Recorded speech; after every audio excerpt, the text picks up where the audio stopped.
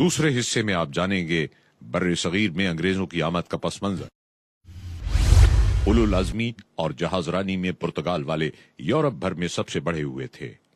مشہور جہاز راں Vasco da Gama 1498 عیسوی میں ساحلی بندرگاہ کالی کٹ پہنچا۔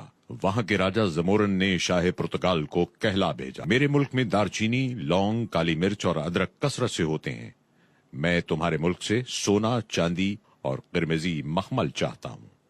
1500 عیسوی سے 1600 تک بر صغیر کی تجارت پرتگیزوں کے ہاتھ میں رہی۔ یورپ کی باقی قوموں نے پرتگیزوں کی موج اور مزہ دیکھا تو ان کی رال بھی ٹپکی۔ پس ہالینڈ، انگلستان، فرانس، ڈنمارک، جرمنی اور سویڈن کے تاجروں نے اپنے جہاز بھیجنا شروع کیے، مگر کچھ کامیابی ہوئی تو صرف ہالینڈ، انگلستان اور فرانس والوں کو۔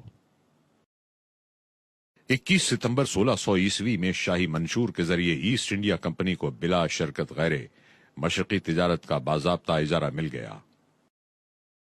انگریزوں نے 1612 عیسوی میں پہلے مغربی ساحل کے شہر سورت میں کاروبار شروع کیا۔ یہ بادشاہ جہانگیر کا زمانہ تھا۔